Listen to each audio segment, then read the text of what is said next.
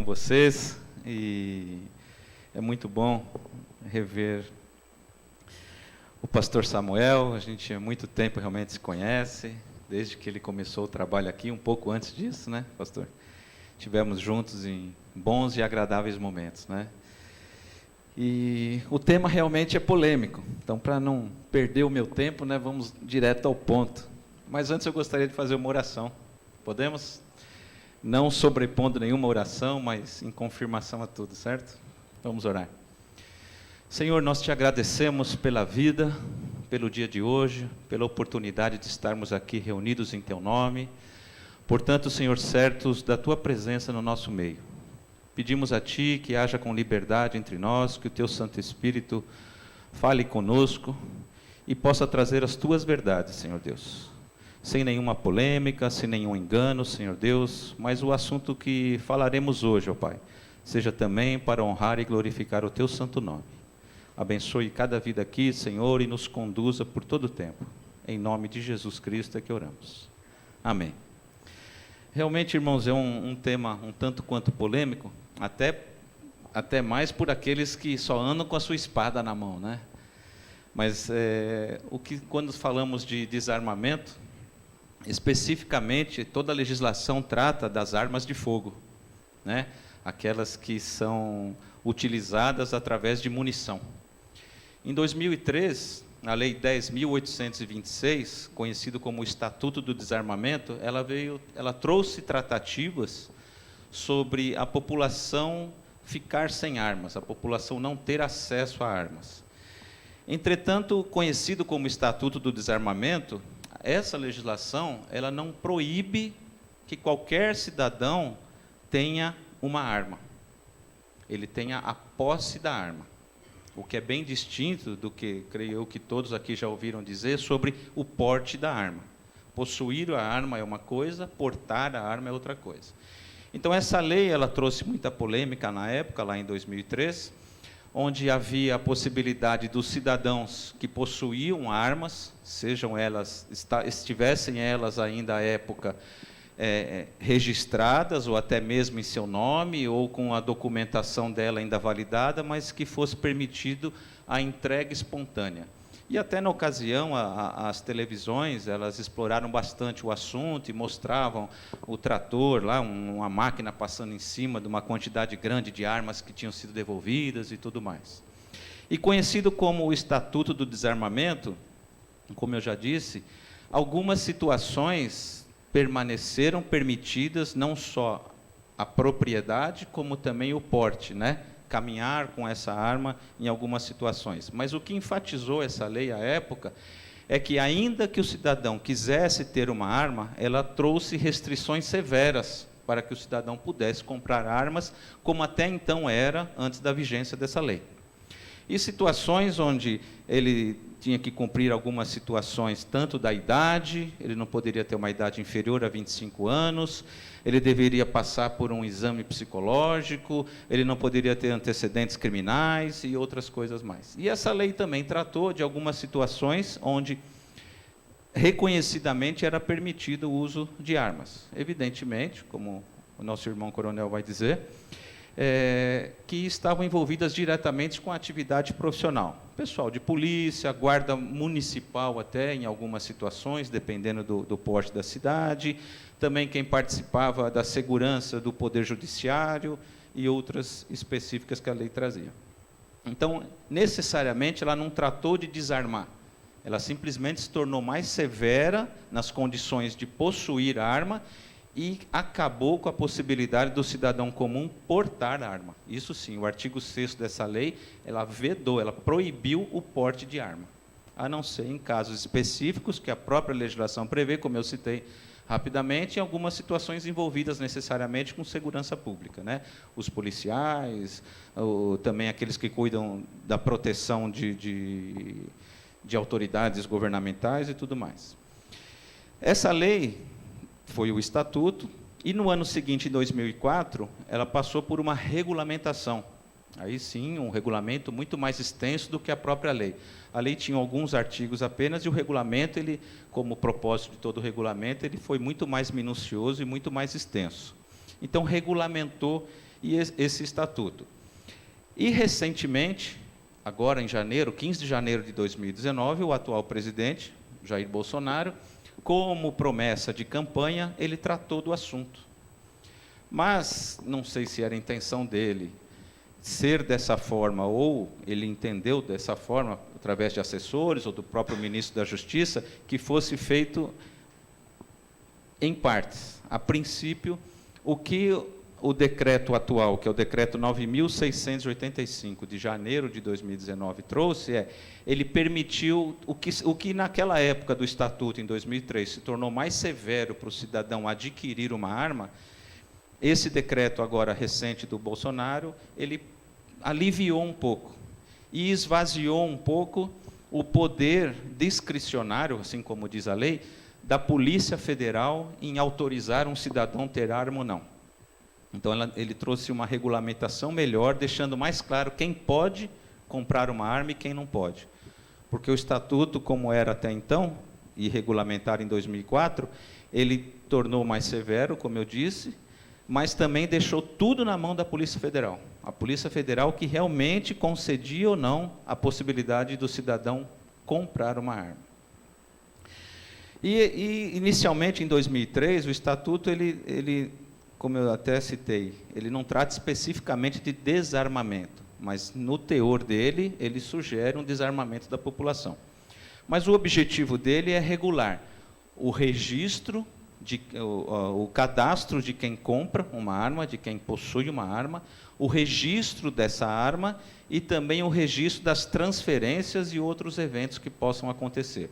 Então, se eu tenho uma arma, eu vendi uma arma, esse estatuto regula como pode ser feita essa venda, essa comercialização e, consequentemente, o registro disso.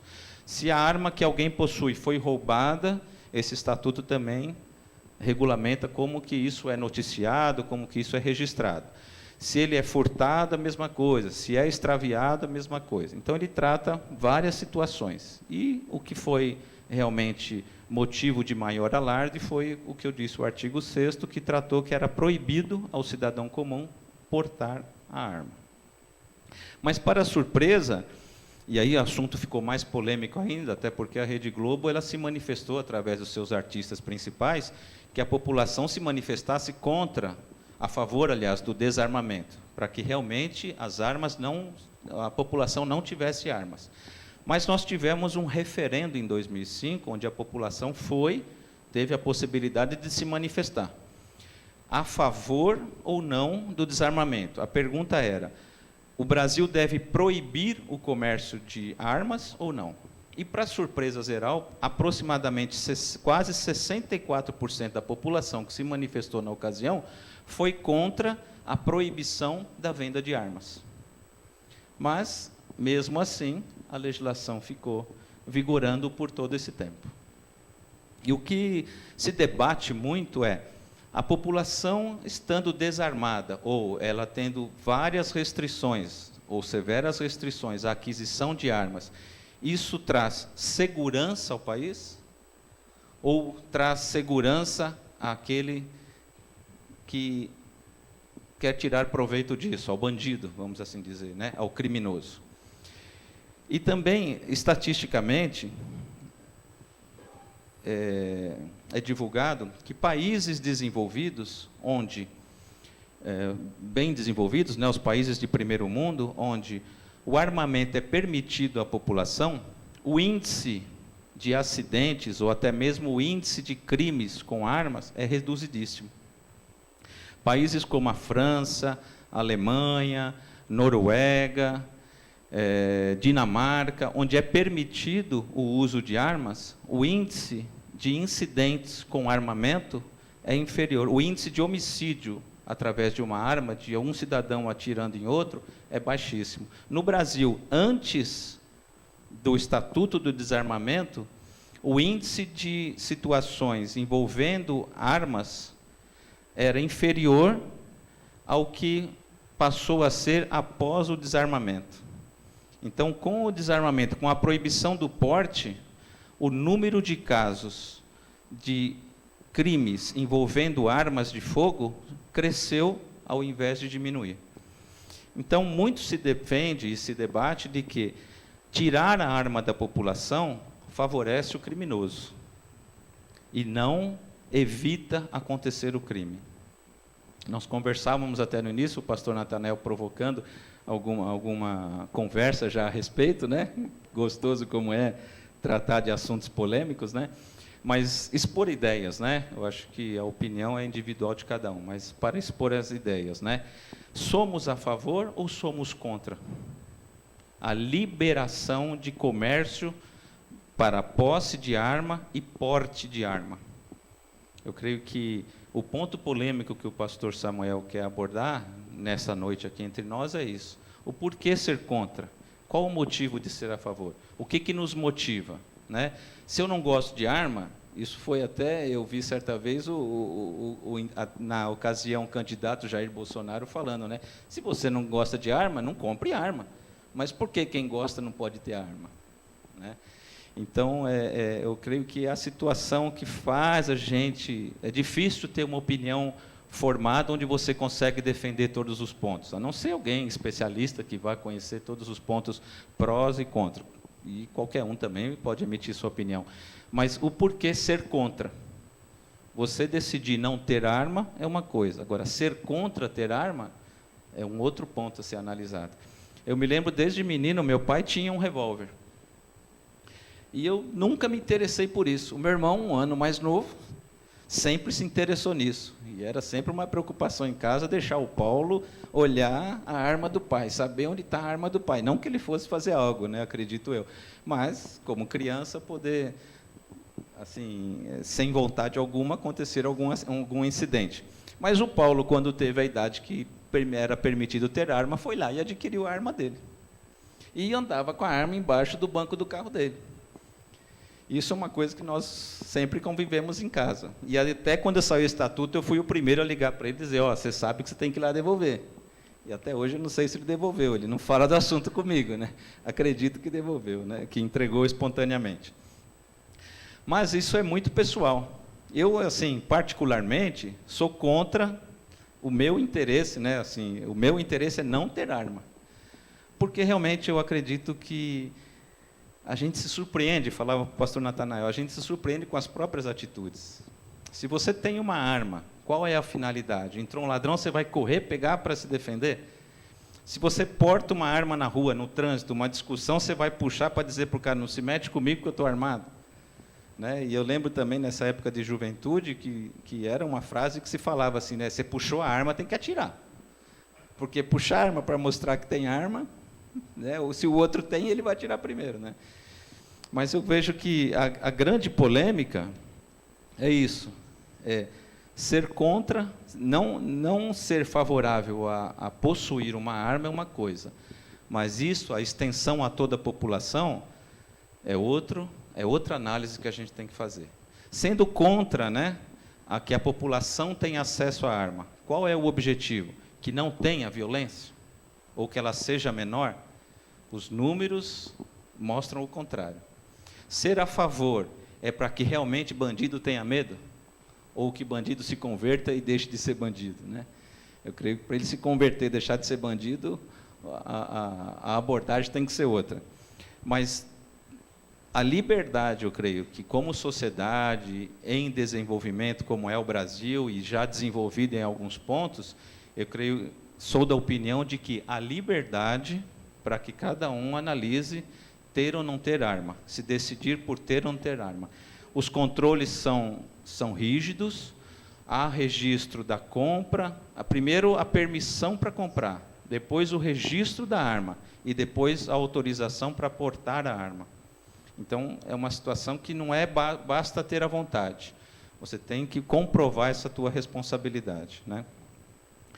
O que é interessante também a gente abordar, eu vejo, o que significa o porte da arma, o que significa a posse da arma. Até vendo alguns especialistas falando, se a arma de fogo ela representa grande risco, o que uma faca em casa representa? O que uma faca em algum lugar ao nosso alcance, seja fora de casa, representa? se não o mesmo risco. Talvez não a mesma facilidade da distância, né? Apertar um gatilho e acertar. Mas também apertar um gatilho e acertar o alvo também não é tão simples, né? Porque não é o querer, você tem que ser bom na mira. Uma faca, a distância prejudica você utilizar e ferir a outra pessoa, mas ela também é uma arma.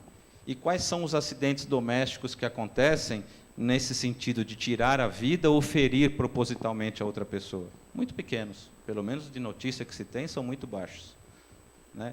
Então, assim, a arma por si só, ela deve ter as restrições, os controles e saber quem pode ter ou quem vai portar a arma. Mas não é só isso que representa o país não ter violência ou reduzir a sua violência. Ok? O pastor me mostrou o tempo, ainda há um tempinho, mas, a princípio, era essa exposição que eu queria fazer. Nunca foi proibido não possuir arma. Eu creio que há uma desinformação nesse sentido, né? O desarmamento não é você não ter a arma. O desarmamento teve como foco você não portar a arma. É claro que trouxe, como eu já disse várias vezes, regras severas para você poder comprar. Mas não é proibido. Agora, é proibido você transitar com essa arma. Você pode ter a arma, e a lei é até específica, você pode ter dentro da sua casa, no interior da sua casa, ou até mesmo dentro do seu trabalho. E a lei especifica que dentro do seu trabalho desde que você seja o responsável por aquele local de trabalho, ou seja, seja o dono da empresa. Essas são as condições para que você possa possuir arma, né? Você vai possuir, passando pelo critério que a legislação indica, mas para que ela fique dentro da sua casa, ou dentro dos limites da sua empresa. E portar a arma, que é levá-la em qualquer lugar, como até então era permitido, antes do estatuto, esse sim ficou restrito, esse sim ficou proibido e continua ainda até hoje. O Jair Bolsonaro ainda não permitiu o porte da arma. Através dele não tem nenhuma legislação vigindo que permita o porte da arma. Apenas ficou mais facilitado comprar armas. Ok? Só isso. Depois voltamos aí. Obrigado.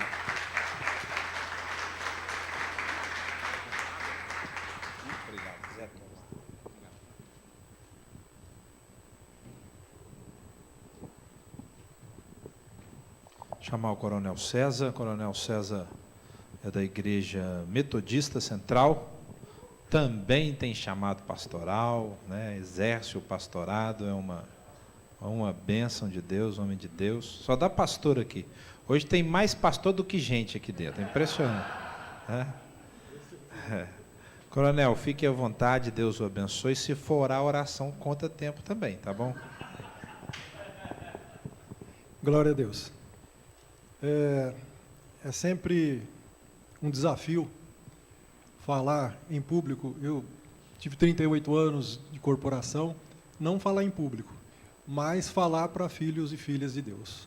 Então é sempre com temor e tremor que a gente assume o microfone num lugar como esse, né? Muito mais fácil para uma população leiga lá fora, né? Aqui são filhos e filhas de Deus. E é por isso que a minha faixa etária não permite que eu comece nenhuma fala, o meu tempo está se encurtando, sem perguntar verdadeiramente para vocês, o que é que vocês acreditam que é o mais importante da vida? Embora nós estejamos aqui discutindo um assunto pontual, mas o que é mais importante nessa vida? Eu já vou adiantar. O mais importante na vida é sermos convidados para o casamento. Então, aquele ou aquela que está no rol de convidados para as bodas do Cordeiro, glorifique a Deus por isso. Se você não está e não está entendendo o que eu estou falando, você precisa conversar com o pastor Samuel. Então, você ser convidado para o casamento é uma coisa assim que não pode se abrir mão, porque a trombeta vai tocar, com certeza, né? E, para falar nisso, Jesus, admirando a fé do centurião de Cafarnaum, né, e falando aos filhos de Abraão, ele afirmou que nessas bodas viriam muitos, do Oriente, do Ocidente. Lucas também fala, e ele amplia mais ainda, ele diz que virão do Oriente, do Ocidente, do Norte e do Sul. Pessoas que assentar-se-ão à mesa com Jacó, Isaque e Abraão. Então é uma certeza que Abraão, Isaque e Jacó estarão lá, né? Agora, e nós? Estaremos ou não? Então isso é uma coisa muito importante. Bom, a nossa discussão aqui tem ponto de vista teológico, jurídico, ético e moral cristão, né? Como eu não sabia exatamente o que nós íamos falar, o pastor Samuel nos passou agora, eu vou tentar acelerar aqui para não ser repetitivo, né? E nós sabemos que tanto o desarmamento quanto o armamento são temas polêmicos, né? Então, nós não vamos resolver as coisas aqui. Vide os assuntos que estão na mídia aí com o nosso país, lá os Estados Unidos, que é uma polêmica danada, direto e reto, né? Então, assim, e outra coisa importante, embora eu tenha 38 anos de corporação, já poderia aposentar pelo novo regime, 35 anos, né? A minha opinião é a opinião do cidadão. É óbvio que eu não trago aqui a opinião da Polícia Militar, que é uma instituição pública, né?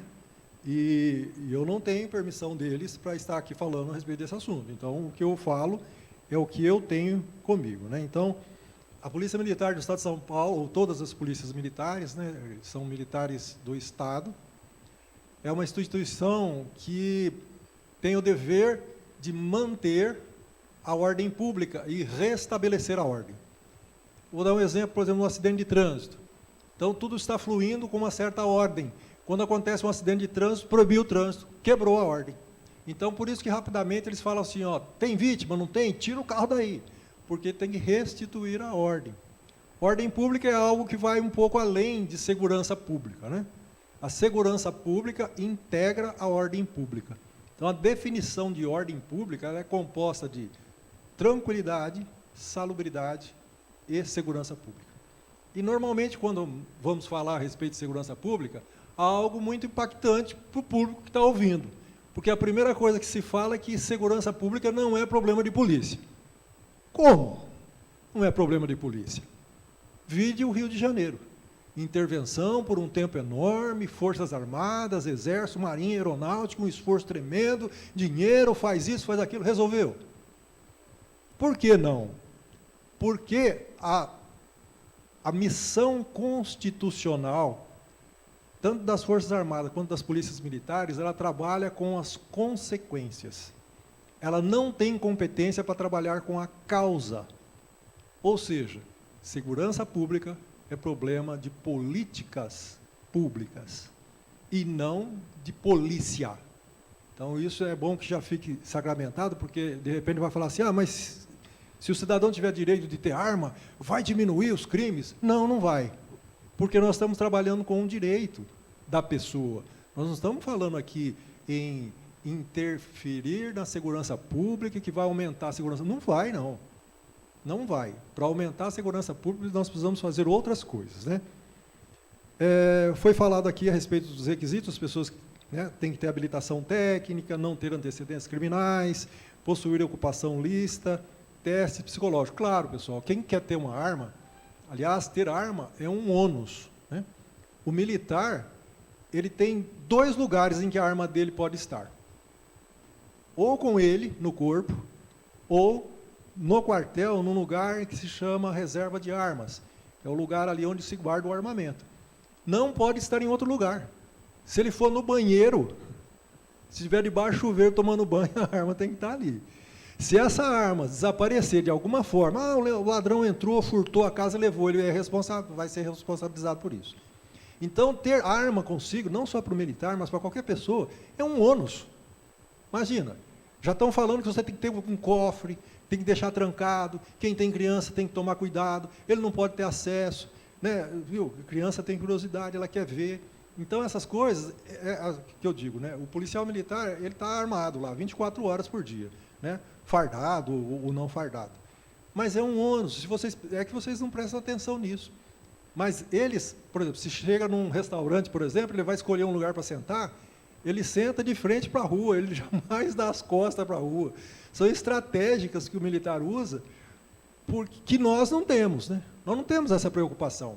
Nós ficamos ali tranquilo, está muito calor, vamos sentar lá fora, senta aqui dentro, então não estamos pensando nisso. Mas o militar, ele não vira as costas para a rua, ou seja, ele está com as costas dele protegidas e a frente dele para poder exatamente agir. A respeito do porte e do posse, já foi falado, eu tinha alguma coisa para falar aqui, mas já foi dito, né? Então, a posse é ter em casa ou no estabelecimento comercial, e o porte é exatamente trazer consigo, né? As pessoas que são autorizadas a portar armas, já ainda, né? São pessoas profissionais que diz o direito, né? Então, juiz de direito, promotor público, delegado de polícia, a autoridade, seus agentes, os policiais militares, com uma diferençazinha, né? O policial e o militar, ele pode trazer a arma ostensivamente. Então, a arma faz parte do uniforme dele. Então, nós de pronto reconhecemos o policial militar ou o militar através do seu uniforme. E a arma faz parte disso, através da cor da sua viatura, através do grafismo, das suas aeronaves, enfim, né? Então, isso faz parte do trabalho dele, porque o trabalho dele é de prevenção. Então, as pessoas precisam ver, se inibir e não agir, né? Então, é por isso que eles andam daquela forma. Agora, os policiais civis têm que trazer essa arma de forma velada. Quando em alguma operação que traz a arma ostensiva, vocês veem aí na TV, por exemplo, Polícia Federal, está escrito lá Polícia Federal, tem um colete, ou escrito Polícia Civil, ele não pode estar civilmente trajado e com uma arma aparecendo na roupa, porque isso aí faz parte do contexto. Então, ele tem que trazer essa arma de forma velada. Muito bom. Nós estamos falando aqui de um ambiente, né? Vários cristãos oram, nós já vimos isso, né? E quando eles oram, eles clamam a Deus por uma proteção. E eles dizem assim: Senhor, envia-me os seus anjos, guerreiros, que eles acampem ao meu derredor, né? Que formem, alguns falam um círculo, outros são mais, né? Falam uma esfera de proteção, né? Com espada nua, fora da bainha. E eles vão mais ainda, falam que tem que ter a lâmina inflamada. Olha só, quer dizer, nós estamos num ambiente, num cenário de guerra, num ambiente polêmico. Então, o mundo jaz no maligno. O mundo jaz no maligno. Desde que Deus tem vários atributos, né? Um dos atributos dele é a onisciência. Só por uma questão didática, é óbvio, né? Deus não moveu um músculo sequer quando o anjo mais graduado, né? A patente celeste, quis usurpar o seu trono. A simples vontade dele, a onisciência, esse terço de anjos caíram, né? E foram para onde? Aqui onde nós estamos morando, né? E aí vem Paulo e diz assim: maldito o homem que sou, porque sei do bem que tenho que fazer e não faço. E o mal que eu também sei que ele é existente e que eu não posso fazer, isso está constantemente diante de mim. Olha o cenário. Nós somos escravos do pecado. E isso não faz parte, pelas forças dos nossos braços, nós não vamos conseguir sair disso. Foi dito aqui, a Bíblia aqui em cima, e falou assim, ó, a espada. Aí ele fala assim: e aí, irmão, você está andando desarmado sem a espada? Cadê a espada? A palavra de Deus é a espada, né? A nossa luta, Paulo diz lá, que não é contra carne e sangue, né? Contra principados. Bom, então existe principados, potestades e coisas que nos afetam diretamente aqui. Então não é só o natural que nós vemos, não é só o físico que nós vemos. Existem coisas invisíveis que interferem nas pessoas. Então, tem pessoas que andam à margem da lei, e que você vai interagir com essas pessoas e você percebe que ela não está no seu natural. Existem ali forças malignas. Jesus Cristo orando a Deus, já no fim do seu ministério, na sua oração sacerdotal, narrada pelo evangelista João, ele diz lá, num trecho, João 17:15, Senhor, eu não peço que os tire do mundo, mas que os livre do mal. Então, o mal existe. Então, nós não podemos caminhar pela força do nosso braço, nós temos que caminhar no poder do Espírito. Deus tem vários nomes, né? Se nós formos olhar a Bíblia lá, e um dos nomes que ele tem lá é Senhor dos Exércitos. Quer dizer que o que nós fazemos aqui não é nada original, mas os homens são motivados por coisas celestiais que existem lá. E Deus criou tudo para a sua honra e para o seu louvor. Existem canções, né? Que diz assim, ó, o nosso general é Cristo, né? Então, assim, ó, se Deus é Senhor dos Exércitos, Jesus é o príncipe do Senhor dos Exércitos, né?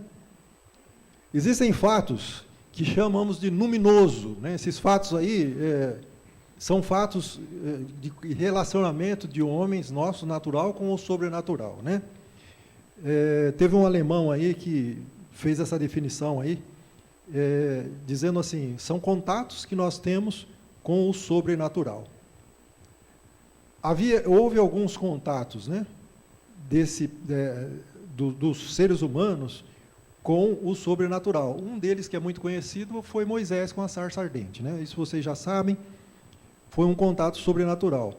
Josué também teve um contato sobrenatural. Lá em Josué 15, de 13 a 15, 5, de 13 a 15, ele fala que ele estava sentado antes de atacar. Ele viu um ser em pé do seu lado com a espada nua. E ele até temeu. E ele disse, tu és dos nossos ou é do nosso inimigo? E aí o ser celestial disse para ele, olha, eu sou o príncipe do Senhor dos Exércitos, tire a sua sandália porque o chão que você está é santo. Algumas coisas na teologia, depois o pastor pode entrar mais em detalhe com isso, diz assim, quando esses seres celestiais são anjos enviados de Deus, eles não fazem o que fez com Moisés na sarça ardente e nem com Josué. Lá na sarça ardente, Deus disse a ele, tire as sandálias dos seus pés, porque o chão que você pisa é santo. Esse ser também disse a mesma coisa, né? Quando vem anjos, eles não dizem isso, né? Mas trazem a mensagem. Dentre as pessoas que eu tenho certeza que estão no reino do céu, uma delas é o rei Davi.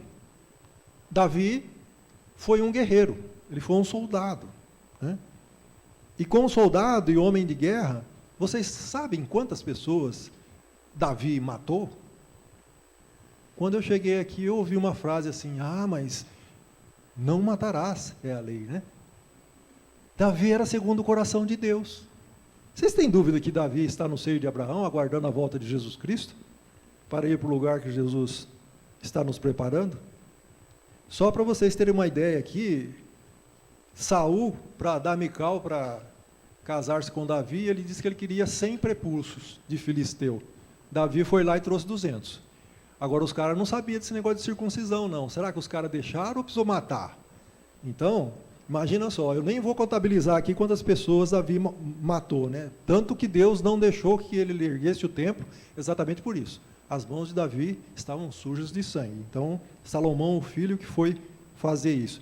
E Davi tinha tudo para morrer em batalha, em guerra. E olha que Davi morreu em idade, avançado em idade, e morreu nos braços, né, de uma virgem para aquecê-lo, que ele tinha frio. Eu só quero, para encerrar aqui, porque o nosso tempo já foi, eu quero fazer uma comparação aqui para vocês, só para fechar, porque depois nós podemos voltar a conversar, mas o brasileiro gosta muito de futebol, né? Então ele está muito inteirado com essas coisas. Quando eu disse que segurança pública não é problema de polícia, sim problema de políticas públicas, eu quis dizer o seguinte, imagina um time de futebol em que os agentes da segurança pública é o goleiro, e nós temos 10 jogadores na frente. Então nós temos lá, vamos enumerar só 10 coisas aqui, ó. O ser humano precisa nascer bem, e para isso ele precisa de um sistema de saúde, hospitais, médicos, enfermeiros de qualidade para que ele possa viver. Ele precisa crescer bem, ele precisa de moradia digna, roupa, calçado, precisa de alimentação. O ser humano precisa de salubridade, água potável, esgoto captado e tratado, energia elétrica. O ser humano é um eterno vir a ser, ele precisa de educação, precisa de escola, precisa de professores. O ser humano precisa de deslocar-se, precisa de mobilidade urbana, ruas planejadas, asfaltadas e transporte público digno. Não vou entrar em mérito de outras coisas. alguns seres humanos vão transgredir a lei. E aí sim será a hora dos agentes e autoridades da segurança pública entrar em ação, que é o goleiro. Então, hora que aconteceu isso, gente, já passou por 10 jogadores. E é sempre assim, né? Se o goleiro vai lá e o atacante vem, chuta de qualquer forma, ele acerta e segura a bola, ele não fez mais que obrigação, ele é treinado para isso, né? Ó o goleiro, tal. Se ele deixa passar, a culpa é dele. Nossa, foi gol! A culpa é dele. Então é por isso que nós vemos os órgãos de segurança pública serem taxados aí, né? Tem uma costa larga pra caramba e fica a culpa nas costas dele. Mas, na verdade, olha quantas pessoas falharam. Eu não estou querendo dizer que se nós tirarmos da favela tudo que tem lá, etc., que eles começarem a ser urbanizados, que não vai haver crime. Vai haver sim, mas serão bem menores, né?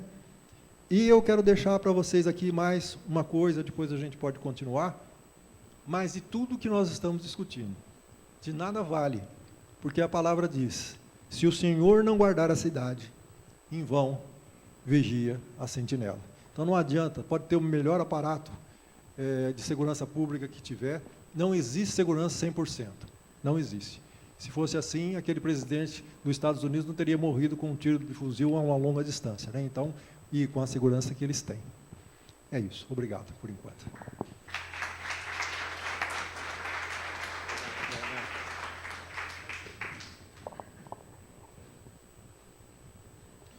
Convidar o pastor Wilson é pastor da Igreja Nacional, também meu amigo, e vai nos trazer aí essa visão teológica, bíblica. Fique à vontade também. Graça e paz, queridos. Quinta polêmica, né? Queria saudar aqui o pastor Samuel, nosso amigo, sua esposa, Tereza, família. Saudar o Natanael também, que é sempre uma alegria estar com ele. E aos meus colegas que dividiram esse púlpito, Coronel César e o Dr. Mário. Quero dizer que a gente sempre aprende com esses amados. E saudar os irmãos da igreja toda nesse tempo. Bom, meu tempo está correndo. Procurei dividir aqui a minha parte teológica em 4 partes. E vou procurar fazer isso nesses minutos que nós temos, nesses 20 minutos. Em primeiro lugar, por que do conflito? Por que é a quinta polêmica? Por que do conflito? Porque esse tema não é comum, vamos assim dizer, do ponto de vista cristão, bíblico, porque dependendo de como você administra isso, o uso da arma ou o porte da arma e o uso mesmo efetivo contra alguém, ele vai de alguma forma, dependendo, ele vai contrariar alguns pilares da nossa fé cristã. Por exemplo, o uso de armas pode tornar implícito o uso da violência, certo? Que é exatamente aquilo que é combatido na Bíblia de Gênesis e Apocalipse. Por isso que o tema é polêmico, né? E se isso não for bem vivido, bem entendido, ele pode dar margem realmente para que a gente quebre um pilar da fé cristã, que é o da violência, e que seria contrário ao que a Bíblia prega sobre a paz, sobre o amor e sobre o perdão. O texto de Mateus 5,9 diz, bem-aventurados os pacificadores, pois serão chamados filhos de Deus. O tema é polêmico também, porque o uso de armas pode tornar implícito que se deixou de confiar em Deus. Então, uma das questões que a gente tem quando vai abordar sobre isso é, puxa, mas então, se eu adquirir uma arma, ou se eu tiver a posse da arma, ou o porte da arma com a liberdade de usar, será que eu não estou, então, confiando mais em mim mesmo, na minha capacidade de proteger minha família do que em Deus? Então, por isso que é polêmico. Então, pode ser que sim, mas pode ser que não. Então, a gente quer tentar entender se, de fato, estaríamos quebrando esses pilares da fé cristã ou não. No que diz respeito à fé, Salmo 121, versículo 2 diz, o meu socorro vem do Senhor que fez os céus e a terra. Então, esse é um pilar da confiança em Deus que não pode ser quebrado. E, em terceiro lugar, ainda dentro do porquê do conflito, o uso de armas pode nos expor ao risco da quebra do mandamento, não matarás. Ok? Está lá em Êxodo 20, versículo 13, não matarás. Então, a posse ou o porte de arma, o uso efetivo, pode levar o cristão, pode levar o cidadão seja ele cristão ou não, mas a quebra do mandamento que cobre a todos, seja ele religioso ou não, mas o mandamento é sobre todos. Por isso que é um conflito, por isso que ele não é tão fácil de ser administrado, porque se a gente demole algum pilar da fé cristã, de fato a gente já contrariou um mandamento maior, ainda que a gente tenha um mandamento menor que possa reger como se usa isso em termos nacionais, mas há um mandamento maior, que é o mandamento divino, que é a palavra de Deus. Então, por que do conflito?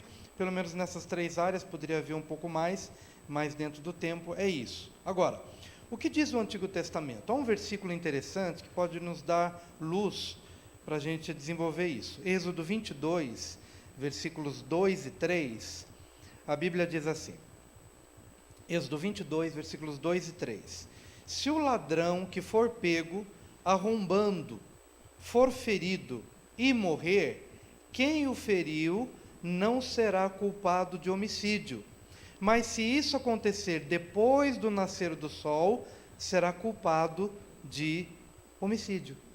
Interessante, né?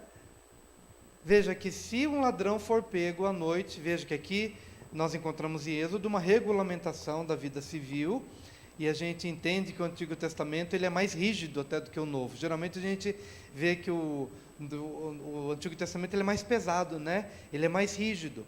No entanto, ainda que sendo mais rígido, mas ele prevê aqui que se o ladrão for pego arrombando, e se ele for ferido e morto, quem o feriu, se isso acontecer à noite, levando-se em consideração de que a gente não tinha, naquela época, energia, não tinha energia elétrica, da gente poder ter a capacidade de você dimensionar o risco. Então, dentro daquele contexto, na impossibilidade de se dimensionar, eu não sei o que esse ladrão está fazendo, se ele vem para matar, se ele vem para roubar, eu não tenho como dimensionar. Então, havendo isso, e o ladrão sendo ferido e morto, quem o feriu não será culpado de homicídio. Então é interessante que a lei, sendo mais rígida no Antigo Testamento, mas ele absolve quem pôde, ou quem, na incapacidade de julgar a situação, qual era a real intenção do ladrão, e vier então até mesmo matar o ladrão, ele fica isento de receber sobre si a pena do homicídio. Ok? Bom, se a gente passar então por essa linha, o fato de Deus absolver quem matou o ladrão, porque naquele momento ele não teve como julgar o risco, se era pequeno ou se era grande, mas o absolveu. Então, naturalmente, nessa condição, ele não está quebrando nenhum dos 3 pilares que nós mencionamos no começo. Porque o mesmo Deus que estabeleceu esses pilares da fé cristã, foi o Deus, é o mesmo Deus, ontem, hoje e eternamente, mesmo Deus do Antigo, mesmo Deus do Novo, mas que absolve quem matou naquela condição. Está implícito o quê? Que essa pessoa se utilizou da arma, e a gente não está nem falando da arma branca, né? Da arma de fogo, a gente está falando talvez de um outro contexto, mas há uma absolvição, porque corria-se o risco daquele ladrão vir com perigo de morte. No entanto, se for no nascer do sol e houver homicídio, então quem o feriu é culpado de homicídio. Interessante, porque à noite ele não tinha como julgar, de manhã ele tinha, e é possível que pela manhã ele pôde identificar e pôde analisar com plena luz do dia se de fato ele corria ou a família corria algum risco de morte, ou se apenas era uma questão patrimonial. Está implícito então o seguinte, que a vida do ladrão é mais importante dos bens, mais importante do que os bens que eu quero proteger. Ok? Então, a vida do outro, ou a vida, ainda que do ladrão, é mais importante do que o bem que quero proteger. Bom, a partir daqui, a gente já vê que não é tão fácil, né, Samuel? E é importante que a gente venha para a palavra, porque é muito bom a gente entrar na moda. Bom, liberou, então agora liberou geral. Já posso sair por aí dando tiro? Já posso ter uma... Quer dizer, tem gente que tem um afã, né? Não, quero ter uma arma, quero fazer. Espera aí, vamos amadurecer. Eu penso que essa questão, ela demanda amadurecimento. Porque, veja, quando o Senhor começa a delimitar, olha, nessas condições é assim que funciona, mas nas outras condições é diferente. Então, não basta simplesmente você ser liberado, biblicamente falando, para fazer uso da arma, ou para ter o uso da arma, ou a posse da arma, ou o porte da arma, sem entender que por detrás disso há um espírito que você tem que entender, que você tem que respeitar, e que você tem que compreender. Amém, queridos?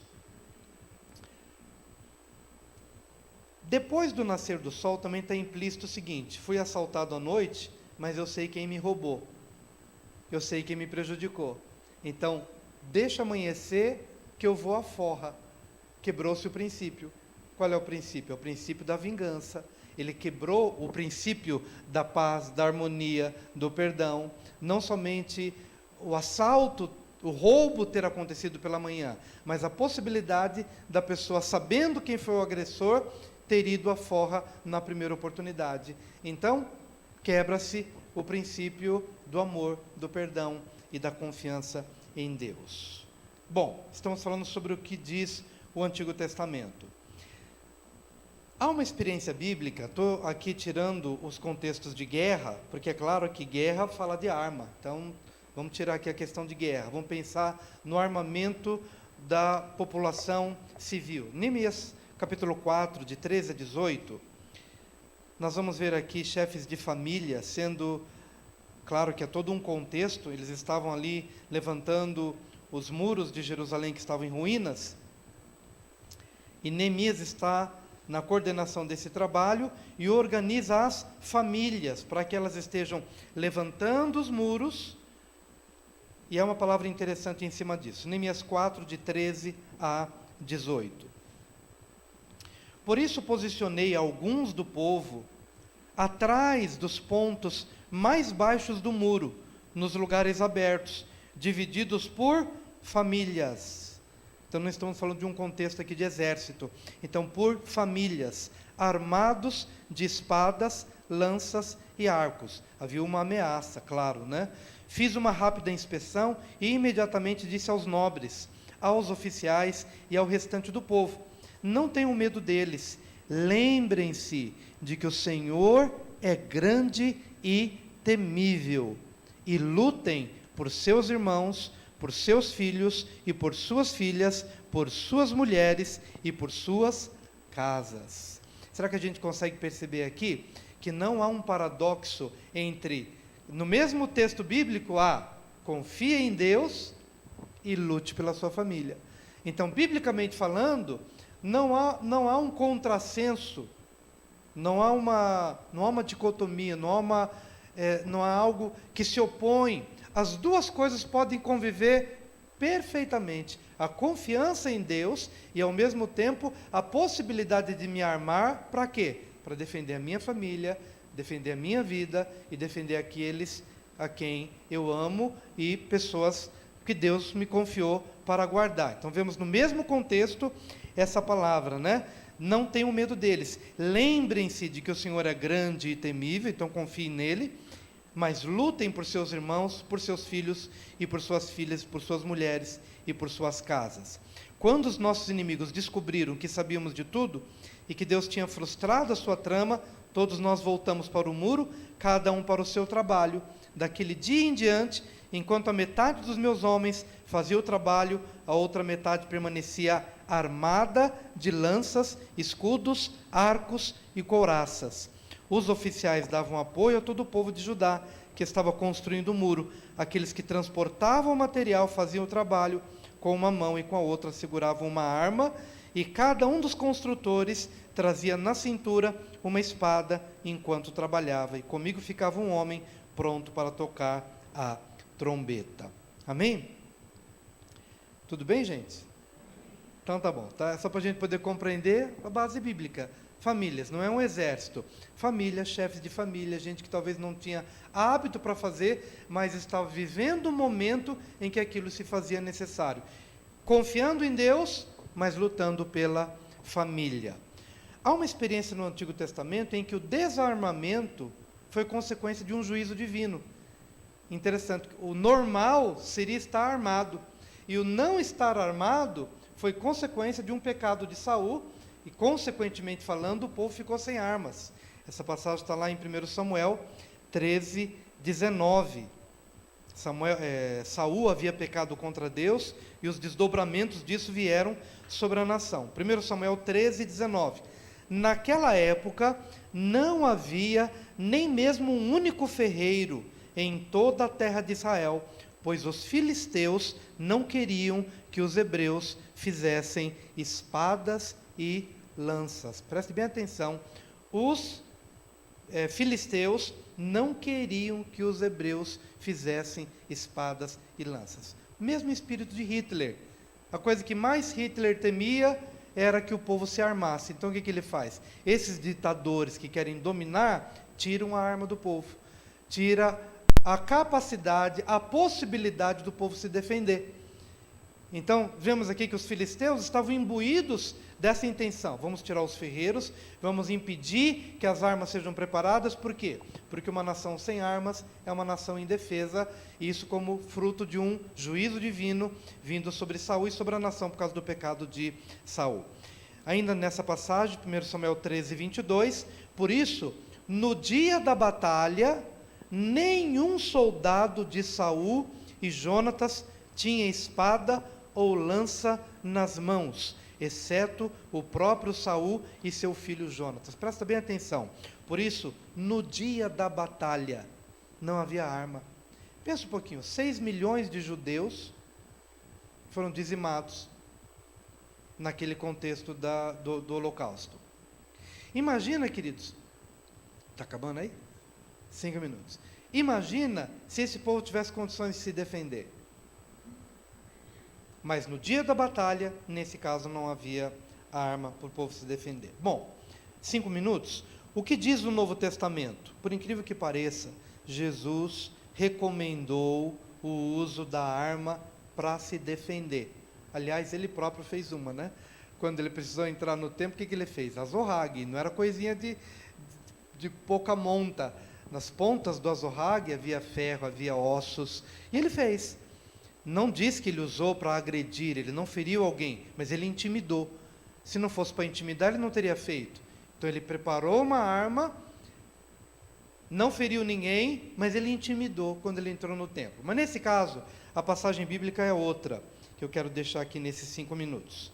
A passagem bíblica está lá em Lucas 22, 35 a 38. Todos nós sabemos que Jesus enviou 12 e enviou 70. No primeiro envio, ele diz, não levem espada, não levem bolsa, não levem dinheiro, não levem alforje, nada disso. Vocês vão sob a minha cobertura. Mas no segundo momento, quando ele já estava prevendo a sua ascensão e a saída do seu manto protetor, e o povo então entraria numa nova dimensão agora, cada um tinha que se precaver. Nesse contexto é que ele recomenda, no texto que eu acabei de dizer para vocês. Acho que já citei, Lucas 22, 35 a 38. Então Jesus lhes perguntou, quando eu os enviei sem bolsa, saco de viagem ou sandálias, faltou-lhes alguma coisa? Nada. Responderam eles. Ele lhes disse, mas agora, se vocês têm bolsa, levem-na. E também o saco de viagem. E se não têm espada, vendam a sua capa e comprem uma. Está escrito, ele foi contado com os transgressores. E eu lhes digo que isto precisa cumprir-se em mim. Sim, o que está escrito a meu respeito está para se cumprir. E os discípulos então trouxeram espada. Se ele estivesse falando espada no sentido figurado, a bolsa também seria, o dinheiro também seria.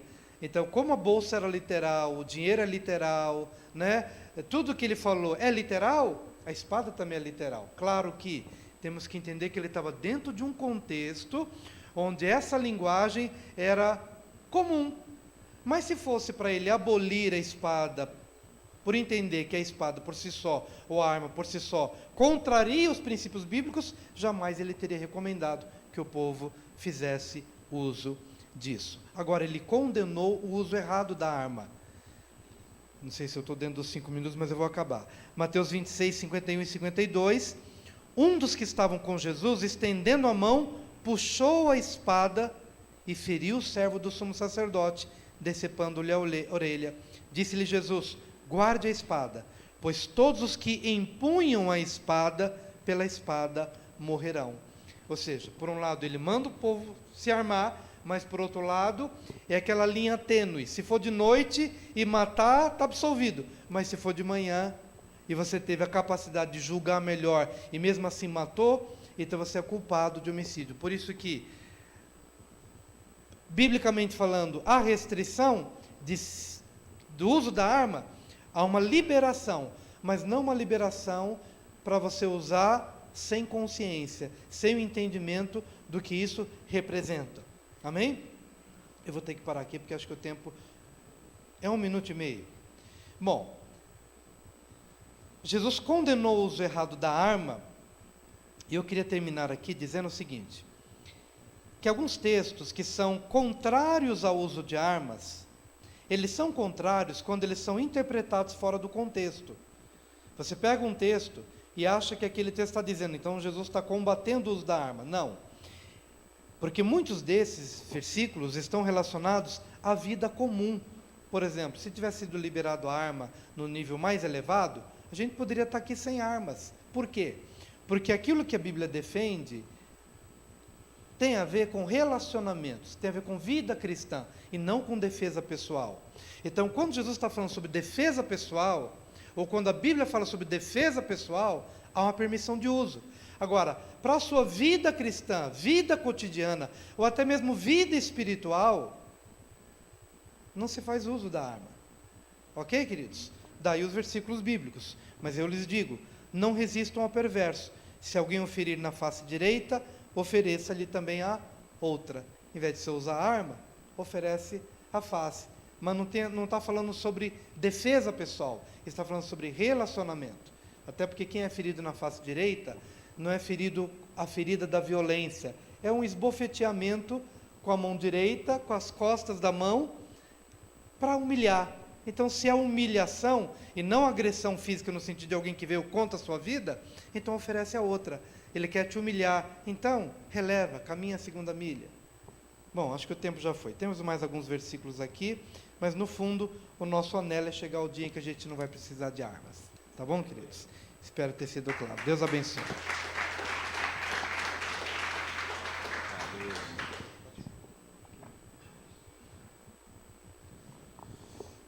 Carlos, você me ajuda aqui, por favor? Pode tirar o público, essas mesinhas. Deixa só um aqui.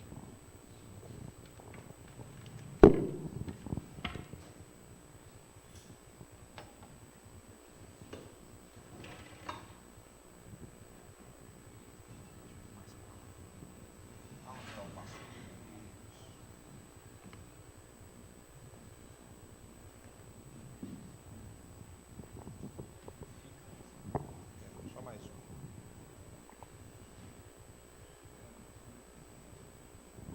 Quero convidar o Coronel César, Dr. Mário.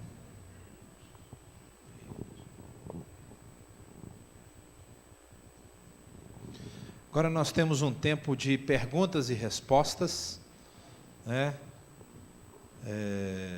Eu devia ter trazido uma arma, quem estourasse o tempo eu mostrava a arma. Ia ficar bem legal, né? Então, você fique à vontade para perguntar, né? Quando você perguntar, a gente vai saber que você quer comprar uma arma, mas tudo bem, pode ficar à vontade, não tem problema nenhum. Nosso objetivo é que a gente esclareça o máximo possível. O Lucão ajuda a gente no microfone, Lucão? O Lucão vai ficar com o microfone, só você levantar a mão e a gente vai tendo, a pessoa faz a pergunta, pode direcionar a qualquer um dos três ou aos três, a gente tem que ser breve para dar tempo, né, do máximo de perguntas. Já viu que o assunto é polêmico, né? As mãos já estão se levantando. O microfone fica aqui, vocês Vão passando, por favor.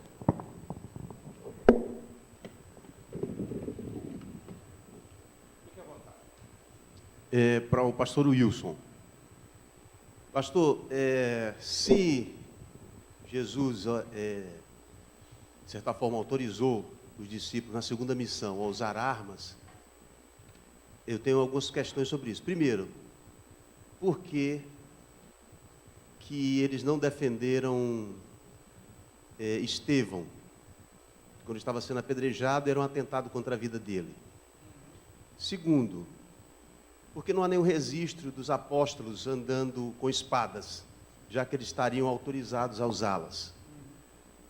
Terceiro, porque Paulo, Pedro e João, nenhum desses homens, apesar de espancados, surrados, esboçou qualquer tipo de reação de violência. E, por último, por que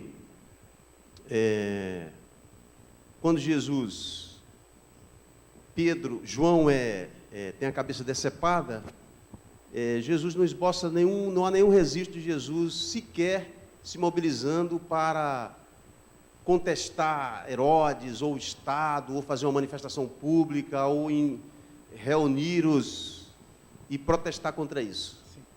Então, são algumas questões que, para mim, de certa forma, é uma objeção a esse fato de que Jesus teria defendido que as pessoas se armassem. Sim.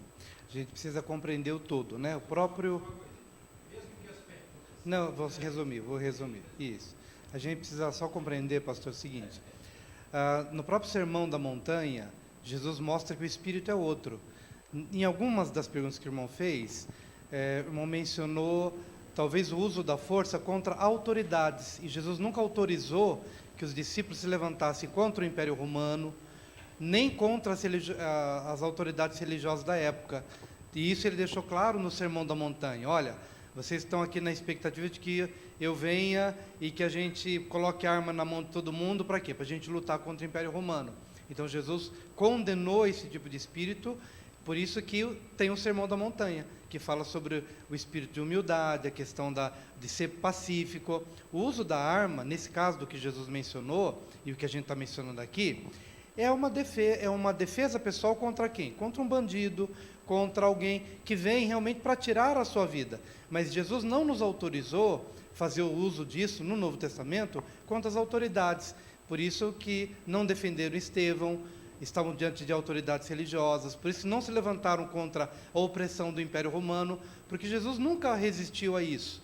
Se o fizesse, ele estaria contra aquilo que ele mesmo ensinou, né, no Sermão da Montanha. Então, uma coisa, o uso de arma nesse contexto seria uma rebelião, e Jesus nunca incitou a rebelião, mas quando ele permitiu num contexto particular, de um uso de arma no sentido pessoal. Agora, claro que a Bíblia não menciona que eles precisaram usar, mas o nosso papel é mencionar que Jesus autorizou. Se eles usaram ou não, aí demanda-se um pouco mais de... Né, se a Bíblia fosse falar de tudo que as pessoas experimentaram, não haveria mais espaço. Mas que Jesus, naquele contexto, ele autorizou, isso está claro que sim. Espero ter ajudado o irmão. Vamos ver se dá mais espaço para outros. Boa noite. Minha pergunta para o Dr. Mário. Feliz em revê-lo. Prazer é meu. E a minha pergunta é a seguinte, do ponto de vista jurídico, né, uma pessoa que utilizou a arma de fogo em casa mesmo, numa defesa de patrimônio, defesa da família, como ela é julgada num sentido de ocasião da morte do agressor, de quem entrou, né? E assim, com essa nova lei aí, né, liberou um pouco mais, as pessoas têm mais facilidade hoje de adquirir a arma e ter em casa, a legalidade é ter em casa, cumprindo todas as regras, né? Mas cumprindo tudo isso, se mesmo assim houve uma tentativa de assalto, de sequestro, alguma coisa em casa e a pessoa se defendeu e porventura venha machucar esse invasor ou tirar a vida desse invasor. Como a lei trata isso?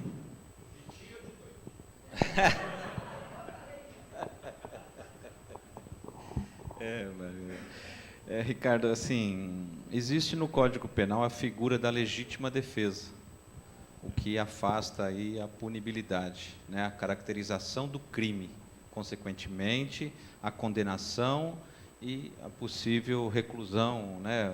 A prisão desse indivíduo. Então, numa situação de legítima defesa, é claro que há o aspecto probatório disso. Foi mesmo legítima defesa? Não foi? A situação se apresentava, ou eu morro ou eu mato, né? Ou eu atiro para que não seja atingido, ou para uma proteção patrimonial, ou da família, seja o que for. Há esse aspecto aí de ser provado isso, caracterizado efetivamente isso.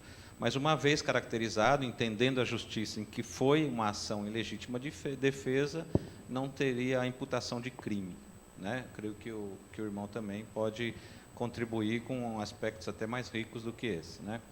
A questão de ser permitida a posse e não o porte, e numa eventual situação de se enquadrar nos requisitos e ser um possuidor legal da arma em casa, a legislação não trata do uso, então aplicaria a mesma regra aí do Código Penal. Mas há uma imputação de crime já nessa própria lei, no Estatuto do Desarmamento, para a figura do disparo inadvertido. Então, pode haver a caracterização de crime por essa situação, um disparo em local não apropriado. Pelo texto, onde ele condena como crime, dá um entendimento de que, nessa situação, residência, onde efetivamente a arma tinha que estar, não caracterizaria o crime. Não sei se o irmão complementa alguma coisa. Verdadeiramente, para que seja crime, tem que ter algumas condições. E se você quebrar uma dessas condições que o doutor falou aqui, não é crime. E um dos fatos é você agir em legítima defesa própria ou de terceiros. Hoje em dia, o que se discute muito é a questão da iminência, né, doutor? Então, o cara fala assim, mas como é que está na iminência? Aí, se o Bolsonaro for fazer isso, ele vai dar uma autorização para as autoridades matarem as pessoas, né? Então, o que fica na questão do debate é exatamente isso, né? Analisar a questão de iminência ou não. Eu pergunto, se, normalmente, na minha igreja é assim, viu, pastor? Quando termina o culto, a gente fica batendo papo lá de fora. Se terminar o culto aqui, você estiver lá com a sua esposa, seus filhos e amigos conversando, de repente, do outro lado da rua, você vê um camarada com a R15 na mão, um cara desconhecido que você nunca viu. O que você faz? Eu vou falar uma coisa para vocês. Eu, na minha experiência, se a porta da igreja estiver aberta, eu entro correndo e procuro me esconder no melhor lugar possível. Agora, se isso não for iminência, eu não sei o que é iminência. Teve uma frase que fala assim, a louca intenção de matar. Dolo. Se está com a arma, tem a intenção de matar. Então, nesse sentido, a pessoa está dedicada com a intenção de matar quem entrou com a arma. Se ele tem nada. Obrigado. Ok. O Brasil tem uma fronteira de 23 mil quilômetros, cerca de 15.700 quilômetros de fronteira terrestre e 7.300 quilômetros de fronteira marítima. Entra arma no Brasil em toda a extensão da fronteira terrestre e marítima. Em Ribeirão Preto, certamente, na mão de traficantes e bandidos, existem milhares de armas e prontas para nos matar. Pergunto ao irmão César, e depois se os demais queridos componentes da mesa quiserem somar na resposta, eu pergunto, é justo, pensando, irmão César, em segurança pública e não meramente na ação da Polícia Militar Civil e nas polícias do Brasil, é justo o governo que deveria ser o fator de segurança nacional, não cumpre o papel, né? A população está desarmada, vulnerável, e os bandidos estão armados, não é? Totalmente armados, e nós vamos defender o desarmamento. Particularmente, eu não tenho arma e também não pretendo comprar, né? Essa coisa toda. Mas eu pergunto, é justa essa vulnerabilidade da população diante de 23 mil quilômetros não vigiados em uma nação? Eu rapidamente falei aqui da questão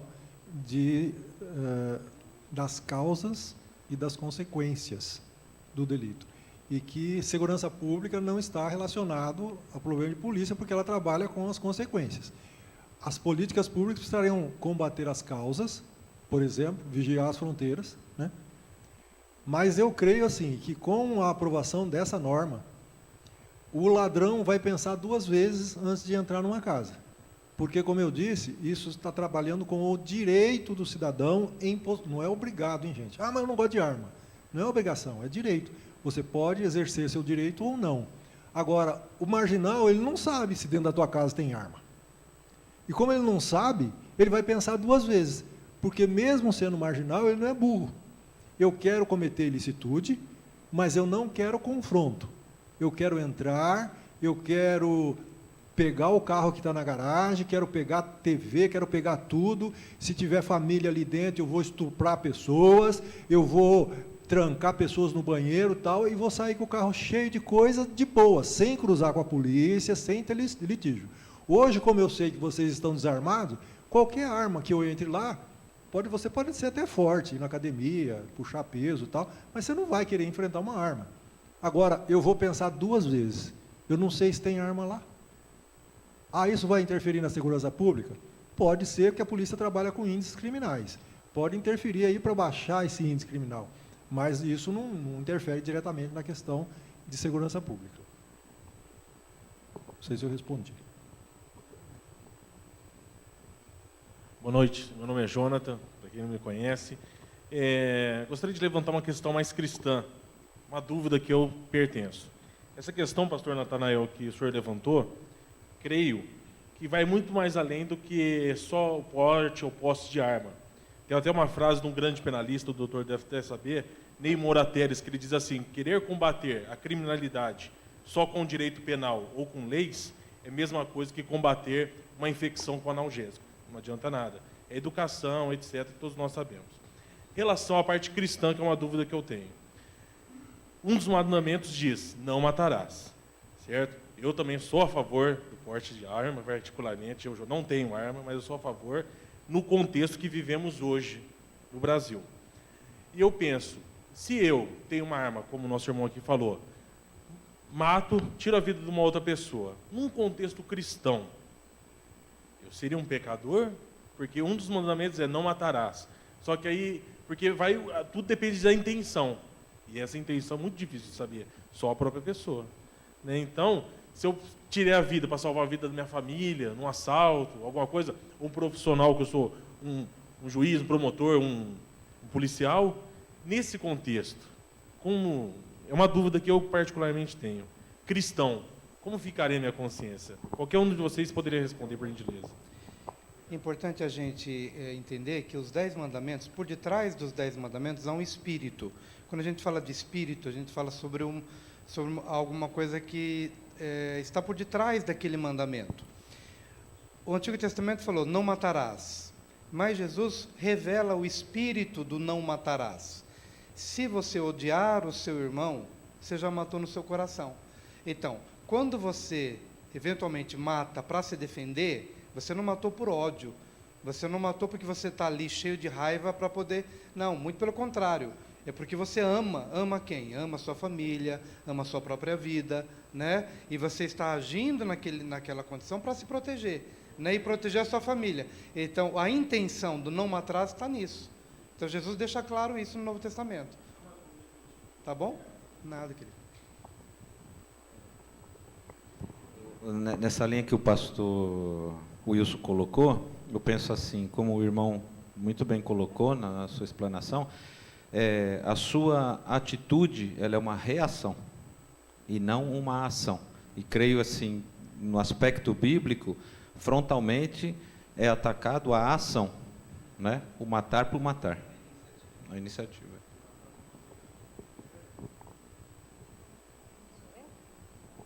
Tá, eu só quero fazer duas colocações, não nenhuma pergunta específica para ninguém. Eu assisti um vídeo de uma guerra no Iêmen, um país que está há mais de 3 anos numa guerra civil severa, onde num jogo de futebol de meninos, o técnico usava um rifle no lugar do apito. Esta situação deprimente, degradante, entristece o meu coração ao assistir esse vídeo de fonte confiável, de ver a banalização, né, desse técnico usando esse rifle no lugar do apito. Tá? Essa é só uma colocação. A segunda, eu sou mãe de uma missionária que reside numa base que fica numa zona rural. Todos os missionários foram fazer um projeto de Natal no sertão do Piauí. Essa base da zona rural ficou vazia. Entraram bandidos, assaltantes, que roubaram várias residências, inclusive a residência da minha filha. Tá? Muitos pertences. Alguém, vizinho dessa propriedade, viu alguns elementos suspeitos e avisou o sogro de um dos missionários. Esse sogro, um juiz aposentado, que tem o direito de ter a arma, ele foi até a propriedade, não sabia quantos elementos estavam na propriedade, e ele deu tiros para cima. Ele atirou para cima e afugentou, sim, os bandidos, porque na fuga deixaram alguns pertences, alguns objetos pelo caminho, pelo mato. Então, só fazendo duas colocações, acho que aquilo que o pastor colocou, né, distinto. Nesse caso do assalto às residências do missionário, sem a arma, ele não afugentaria os bandidos sozinho na propriedade. O quanto foi importante ele ter essa arma e atirar para cima para afugentar os bandidos.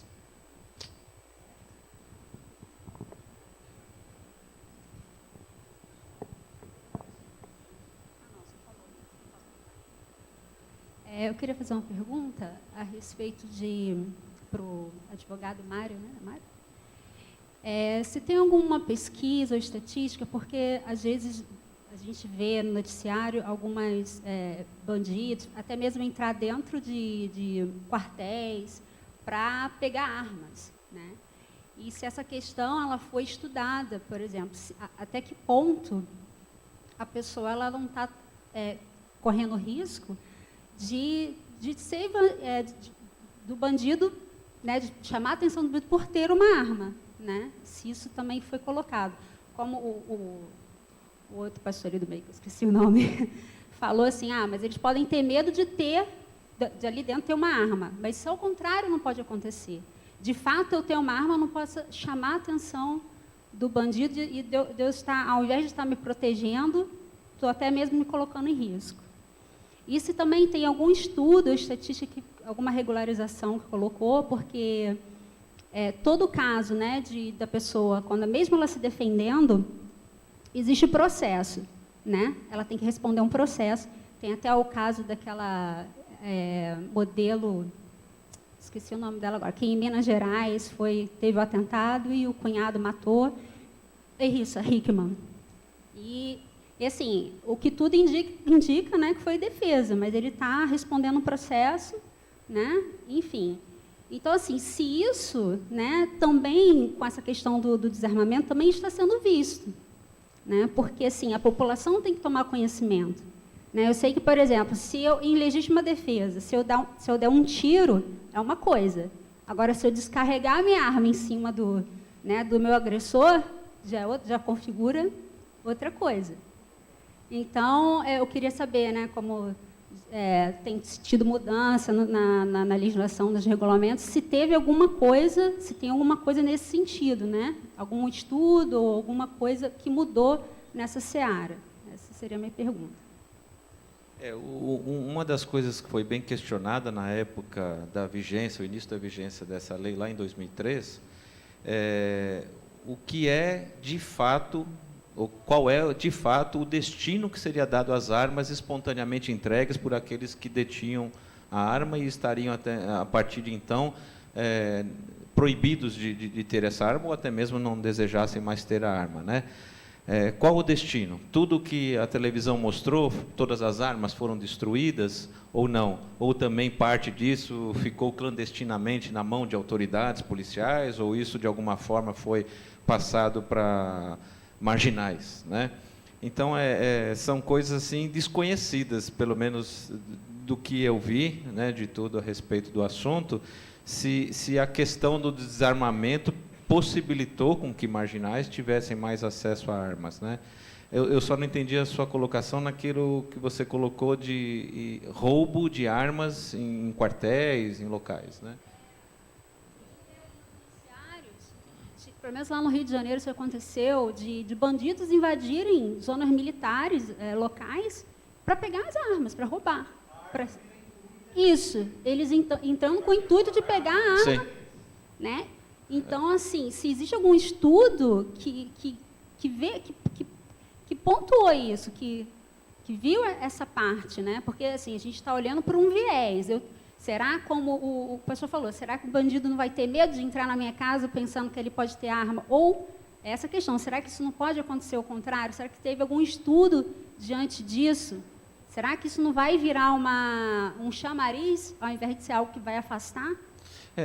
A situação de hoje, digamos, né, tentando responder a colocação. Se o fato de agora em diante, digamos, ou que venha uma nova permissão, mais facilidade para eu ter a arma em casa, né, o cidadão comum ter a arma em casa, é uma situação que sempre se viveu antes.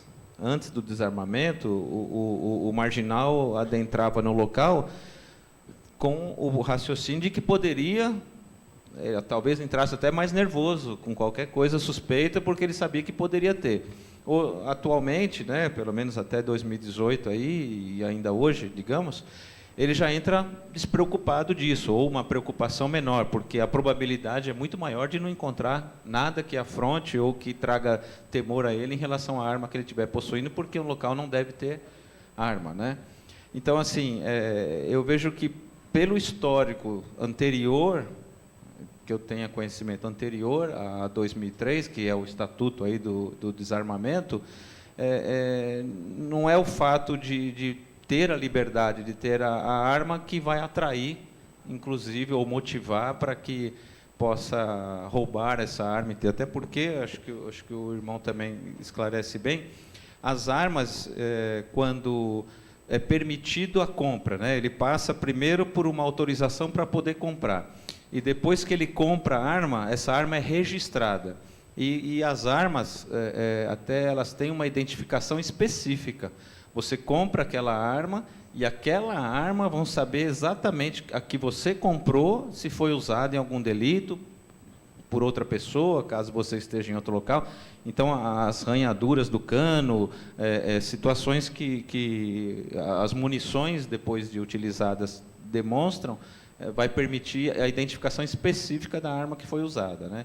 Então, eu não vejo por esse lado, também não desconheço estatística nesse sentido, né?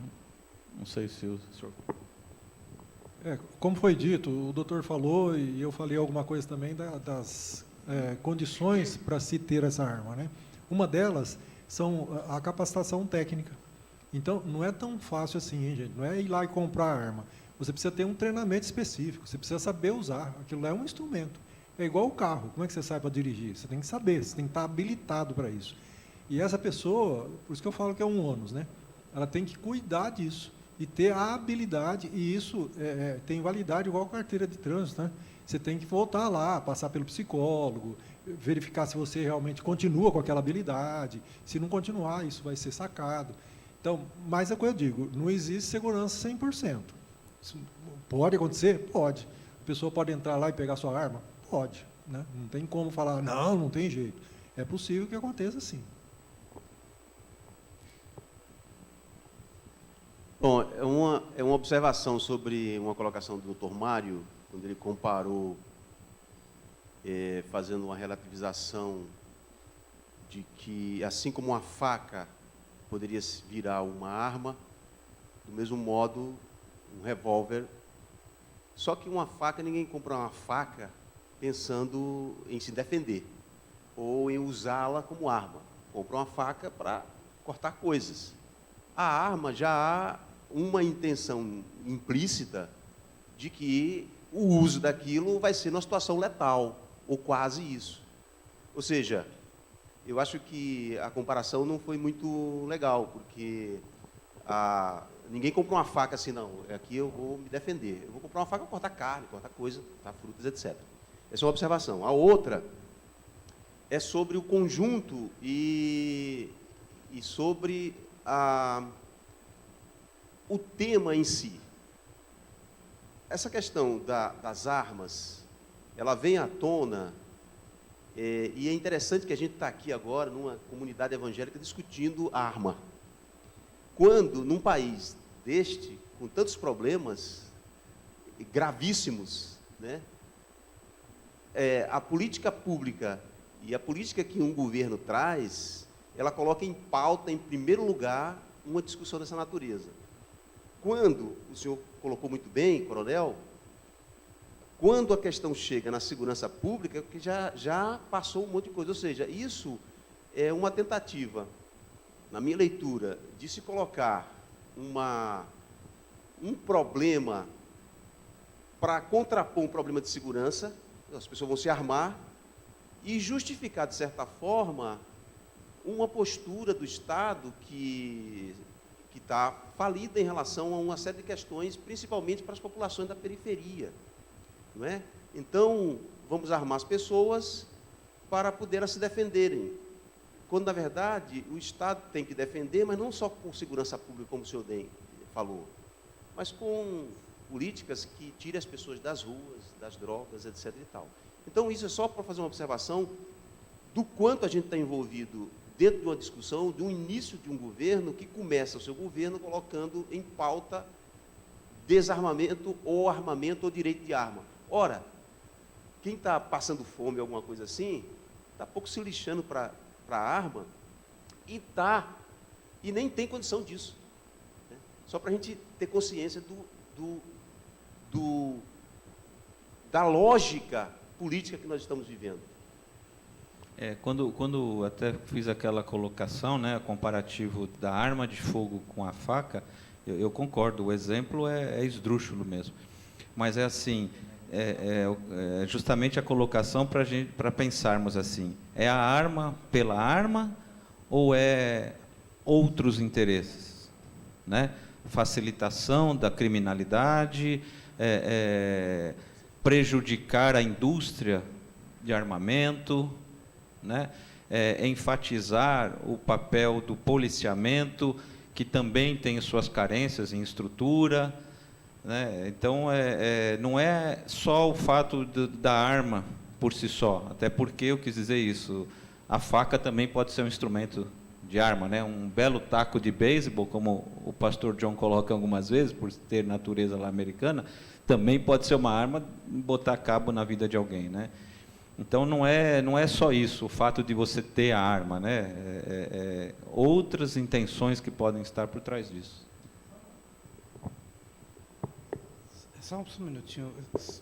Queria só discordar um pouquinho do irmão em relação à questão do irmão nesse sentido. Eu acho que a questão de armas, ela não está distante dessa questão da fome, né, da pobreza, porque, segundo a visão do irmão, acho que essas questões sociais estarão em primeiro lugar, concordo nesse sentido. Mas eu imagino que, a partir do momento que começa a se trabalhar uma cultura onde as famílias terão o direito de se defenderem, né, e as armas não ficarem somente nas mãos dos bandidos, porque quando esse tipo de coisa é defendido, né, então o bandido pode ter a arma e aos milhares, e aos milhares, e aos milhares. Isso está intimamente relacionado à vida social, à pobreza, à miséria. Quando você estimula a violência, você inibe o crescimento da sociedade. Então, famílias que se defendem, ou uma sociedade que vai crescendo culturalmente nessa questão, a gente favorece a nova geração a se dar valor, a se respeitar e defender seu patrimônio.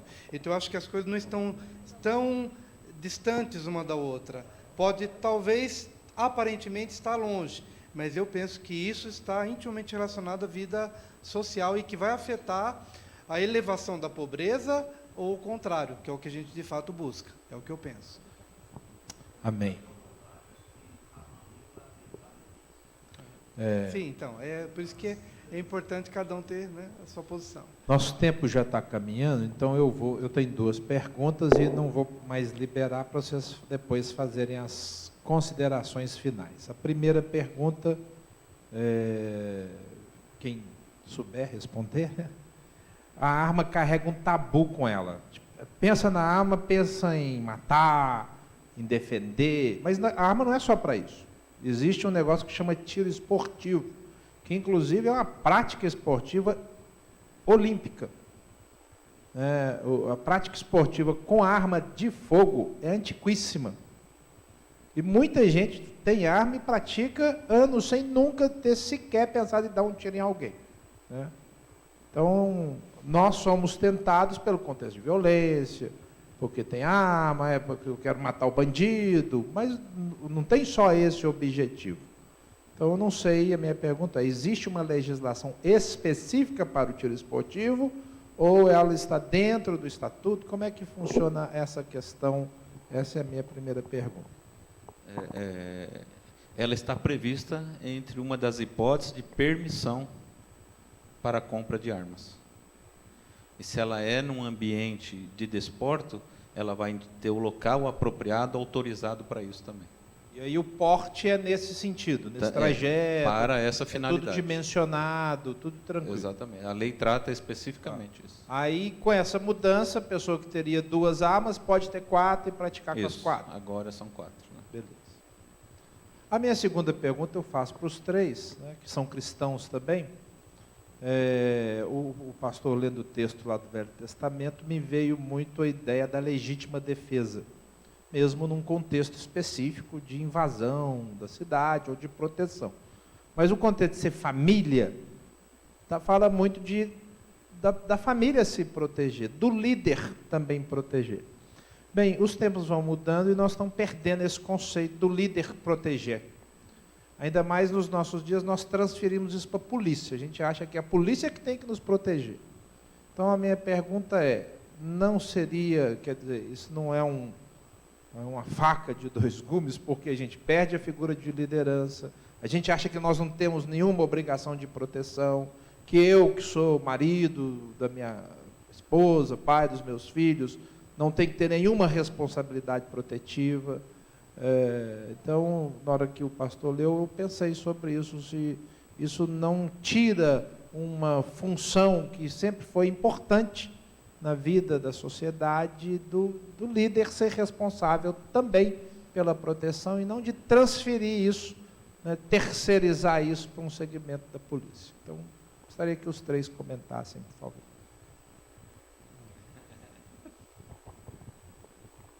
Não sei se todos conhecem o padre Paulo Ricardo, conhece? Bem famoso, bem na internet, um padre bem inteligente, ele fala coisas que é interessante a gente ouvir. Ele comentou o seguinte, que um dos erros da nossa sociedade eu sei que eu vou polemizar aqui, mas para fechar mesmo, eu já polemizo e vai embora e depois deixo com o pastor Samuel. Marca outro dia, mas eu achei interessante o que eu nunca tinha ouvido alguém falar, especialmente uma autoridade religiosa, nunca, e eu concordei plenamente com o que ele disse, que a gente está ensinando as nossas crianças mal. Essa consciência de que eu não sou protetor já é de pequeno. Por exemplo, eu gostava demais, na época que não tinha tanta badalo em cima disso, eu gostava de brincar de revólver, de espoleta, né, de ouvir o barulho, gostava demais. Aí depois começaram a tirar, não, criança não pode, vai estimular a violência e tal. E ele é totalmente contrário, ele diz, não, a criança precisa aprender. Por quê? Porque no conjunto disso, se tem a oportunidade de, peraí, você está brincando com arma, mas qual a finalidade disso? Né? Se um dia você tiver que usar, você vai usar para o bem, não para ser um bandido, não para ser um ladrão, mas você vai usar para defender sua família. Mas como não se trata disso desde pequeno, a criança já cresce, já sendo totalmente despreparada e já acha que a arma é sinônimo de violência para o mal. Mas não precisaria ser. Se ela fosse educada em casa, dizendo, olha, você gosta disso e tal, mas dentro da cultura do país, se você vier a usar, que seja para proteger a sua família. Agora, porque não se tem esse tema desde criança, chega um momento como esse e o pai não sabe que a função dele é proteger, é guardar a sua casa. Então, só um comentário em cima disso que eu achei interessante. Eu já digo o seguinte, eu acho que, muito embora isso pareça que não está acontecendo, isso é nato e está dentro das pessoas. Inclusive, não só o pai, o chefe de família, mas o homem defender a mulher. Houve um crime recente no Rio de Janeiro, no mercadinho, em que um marginal apontou a arma para a mulher e o filho entrou na frente e morreu. O marginal atirou e o filho morreu. Ou seja, aquele senso de proteção. Não, minha mãe não. E ele se atirou na frente, sem arma, sem nada. Quer dizer, o marginal, inclusive prenderam uma pessoa lá que não era a pessoa que havia cometido o crime, né? Mas eu penso assim, e volto a falar a questão do direito, né? Até porque tem as pessoas que treinam, né, e atiram lá em competições. Então tem pessoas, Deus dá o dom, o cara é nato, ele nasce com aquela habilidade. O cara não treinou nada e ele simplesmente olha para um lugar, vai lá no 5x, né? Agora o outro precisa treinar. Então entra a questão de ter o preparo técnico, né? E o ônus de ter a arma. Agora eu volto a frisar o seguinte, só o fato de existir a lei, né, isso eu creio que vai haver uma inibição. Então o próprio ser humano, ele não vai colocar a vida dele em risco para cometer um delito. Ele espera o momento oportuno e melhor para cometer aquele delito lá. Se tem uma viatura perto, ele não vai fazer isso. E assim por diante. Se eu tenho a noção, ou melhor, há a possibilidade de aquele lugar ter alguém armado, eu não vou entrar lá. Vou arriscar a minha vida? Não sei se o cara estiver armado. Se o camarada for meio maluco e atirar em mim e me matar. Então o camarada vai pensar 2 vezes antes de agir. Não quero dizer que isso seja política de segurança pública, que tem que ser assim, mas pode acontecer. Essa questão que o pastor Samuel colocou, eu até quis refletir em alguns minutos aqui. Talvez essa questão da figura, né, da liderança do homem, em virtude do que o pastor Wilson colocou e levou o pastor Samuel a pensar, eu encaixaria mais na situação assim, ele usar isso de muleta, porque eu sou mais como o irmão colocou, há um instinto, né, da proteção do líder da família, o homem ali, proteger e até se expor ao risco de vida, né? O deixar de fazer por força dessa questão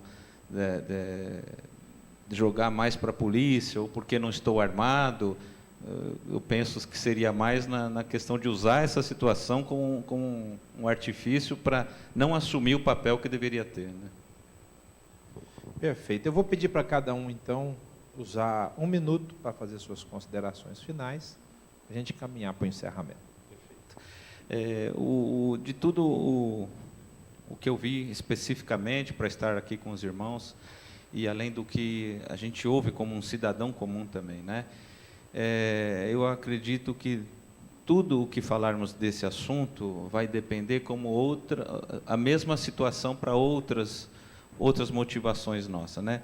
Tudo depende da motivação do coração. Se o interesse em ter a arma é efetivamente em encontrar situações para usá-la, então eu vou atingir esse objetivo, porque eu vou encontrar situações para utilizá-la, quer apenas como um possuidor ou também como um portador. Se a intenção no coração realmente for a proteção da minha vida, do meu lar, ou de algo que venha a usurpar isso, e também não seria só envolvendo marginais, pode ser até com animais, dependendo de onde eu estiver morando, né, ou a pessoa estiver morando. Se a intenção for realmente a proteção, eu vejo ela como legítima, né? Mas na explanação inicial, como eu coloquei, eu vejo assim, do ponto de vista jurídico, eu creio que deve ser preservado o direito de escolha, a liberdade da pessoa escolher. Evidentemente, desde que ela não avance o direito, né, a liberdade também do outro. Ok? Bom, pessoal, foi um prazer estar aqui com vocês. Na verdade, a ideia não é solucionar o problema, tanto que diz que é polêmico, né? Mas eu penso assim, o importante para nós, dentro da questão moral, da questão ética, de cristão, é estar no centro da vontade de Deus. Então, nós precisamos conhecer a palavra, entender o que ela quer dizer e colocar essa palavra em prática. E dentro disso, eu começar a agir, independentemente de se eu sou civil, se eu sou militar, se eu sou policial. Ah, mas eu sou um jovem e quero entrar para o exército, mas eu posso? E se eu for para a guerra, como é que fica? E a palavra? Ora, na palavra tem questões que já entram nesse mérito. Paulo fala muito a respeito disso, né? As autoridades, ela age por delegação de Deus, né? É Deus que permite que as pessoas... Ele permitiu que o Bolsonaro estivesse lá. Ou se ele não tivesse permitido, não estaria. Estaria um outro. Então, assim, e quando eles agem com a delegação de autoridade vinda dele. Então, quando a gente está no centro da vontade de Deus, não importa que profissão você faz. Então, se é um militar, tá bom, mas aí ele entra em conflito tal, e desse conflito ceifa a vida de alguma pessoa. Ora, isso aí, na verdade, Paulo fala assim, ó, queres ter o louvor da autoridade, né? Faça o bem. Porque se você não fizer o bem, não é por acaso que ela traz a espada. Não traz a espada só de enfeite, não vem de balde a espada. Então, a gente tem que analisar exatamente essa questão, né? Pensar nas coisas do alto, estar no centro da vontade de Deus e, dentro disso, exercer qualquer profissão. Vocês imaginam um policial militar? O treinamento do policial militar, o treinamento de tiro, é treinamento de tiro para proteção da vida. O dono desse método, ele dá palestra 5, 6, 7 horas, a hora que acaba a palestra, você fala assim, mas já acabou? E ele não toca no nome de Deus. E Deus está presente todo o tempo na fala desse homem. Ele fala de amor, ele fala de carinho, ele fala de toque. Os instrutores tocam a pessoa que está sendo instruída. Ou seja, não é simplesmente puxar o gatilho e acertar. A técnica do policial militar, para conter uma injusta agressão, são 2 disparos de ponto .40. Tá, mas ele atira no braço? Não, atira no peito. É um poder de parada incrível. A munição não atravessa o corpo da pessoa e faz cessar, a não ser que a pessoa esteja sob a influência de substância entorpecente. Já aconteceu ocorrências em que a pessoa efetuou 2 disparos, o cara não parou, 4, 6 e assim por diante, a pessoa não parou.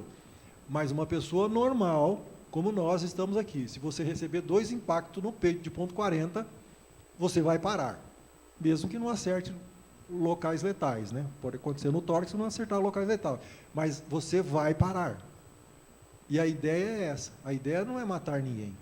A consequência vem em decorrência disso, mas ele não atira para matar ninguém, ele atira em defesa própria ou em defesa de terceiro, na iminência de um perigo, né? E a polêmica, volta a dizer, que está se discutindo isso, é o medo do outro lado de dar uma autorização, uma carta branca ali, não, agora vocês estão debaixo da lei, vocês vão poder sair matando por aí. A ideia não é essa, né? E outra coisa também, como cristãos, nós devemos sair um pouquinho do ponto que nós estamos pontualmente discutindo um problema aqui, mas nós devemos alçar um determinado ponto e começar a olhar isso de fora e perceber que em tudo isso existem interesses políticos. Então eu desarmo uma população com interesse. Vocês imaginem se a população da Venezuela fosse todas elas armadas e em cada casa tivesse, como na Suíça, né, o camarada vai lá, faz o serviço militar e ele leva o rifle dele para casa. Aquela arma que ele foi habilitado a usar, ele leva para casa. Ora, existe interesse econômico, comercial, as indústrias de arma, a indústria de munição, etc. Então, a gente precisa ver tudo isso. e avaliar isso. Por que ele está querendo isso? Né? Qual é o interesse dele? O que tem por trás disso aí? E não simplesmente ficar naquele ponto. Né? Porque enquanto nós discutimos aqui do cidadão normal, os marginais estão armados. Bom, queridos, a minha consideração final, trazendo um exemplo do que aconteceu no Museu de Arte Moderna, que um homem ficou nu e as crianças começaram a rodear e tocar e tal. O mal, quando ele quer imprimir um outro modelo, um outro padrão, ele polemiza, ele joga. Sabe que vai ter crítica daqui para lá, sabe que gente vai apedrejar e tal, mas cria a polêmica para depois a sociedade começar a discutir, e aí vem o pessoal da mídia, vem a televisão dizendo, não é tão pecaminoso assim, não é tão imoral assim, e assim você vai introduzindo o mal sorrateiramente na sociedade. Isso é do ponto de vista maligno. Mas se essa questão não é do mal, mas se de alguma forma é para proteger, o princípio é o mesmo. E não agindo nós de forma com má intenção, mas se é para se mudar uma cultura, que eu acho que tudo precisa mudar a cultura, tanto para o mal há uma mudança de cultura, mas para o bem também precisa haver uma mudança de cultura. Mas como é que se muda a cultura? Fazendo isso aqui que a gente está fazendo. Então é discutindo, trazendo tema, trazendo textos bíblicos, trazendo outros pontos de vista. Não para a gente encerrar a matéria, mas é para a gente voltar para casa e começar a dizer, peraí, mas diante de tudo isso que eu ouvi, como é que eu vou aplicar isso para a minha vida? Embora eu tenha falado tudo isso, mas eu não tenho nenhuma intenção, como o Natanael e outros tantos, não tenho nenhuma intenção de mudar o meu comportamento. Porque eu acho que para eu mudar um comportamento e chegar e comprar uma arma, teria que mudar a minha mentalidade. E a minha mentalidade ainda não mudou. Demanda um tempo, como o coronel falou. O que está por detrás disso? Então, se de repente eu percebo que esse desarmamento é uma questão nacional para o mal, então eu preciso assimilar, entender e entrar no fluxo gradativamente, sem atropelos. Eu acho que essa temática, já no primeiro dia do presidente chegar e assinar, eu acho um pouco precipitado, embora eu concorde com o governo dele e apoie, mas eu acho que é um pouco precipitado, por quê? Porque a lei pode mudar, mas a mentalidade não mudou do povo ainda. Então, enquanto não se muda a mentalidade, enquanto não se muda a cultura, corre-se o risco de nós termos algo bom, do ponto de vista jurídico, mas não bem assimilado, não bem entendido e não digerido no meio da sociedade, que poderia ser a melhor beneficiada disso. Então, a minha proposta para a nação é continuar fazendo isso que Samuel está fazendo, discutir, trazer para a igreja, trazer para a sociedade, não com as más intenções do que aconteceu lá no MAN, mas com as boas intenções de fazer com que a boa cultura seja implantada para o bem da nação. Obrigado pela oportunidade, Deus abençoe, uma honra estar aqui com os colegas. Muito obrigado, doutor Mário, coronel, pastor. Podem voltar para o lugar, nós já vamos orar encerrando. Agradeço mesmo de coração. Eu os convidei, sem consultar a opinião deles, né, para que a gente tivesse aqui a exposição tranquila. Podem voltar? Nosso objetivo, irmãos, não é convencer nem vencer nenhuma posição, é exatamente discutir. Normalmente a igreja se isola disso, ela não acha que tem que discutir, e a lei está aí, a lei é para a gente, é para você. Se você não tiver a informação e o conhecimento, você não tem uma opinião, você pode ser contra, pode ser a favor, mas você tem que saber por quê, né? Esse conceito que o pastor Wilson falou. E muitas vezes nós somos contra, a gente não sabe por quê. Outros são a favor e também não sabem por quê. Então, nessa questão é extremamente importante. Muitíssimo obrigado, foi muito enriquecedor. Eu ficaria aqui, já que eu gosto do tema, horas. Né? Pensei até em pedir a Taurus para patrocinar, mas ia ser muito, né? Não ia ser legal.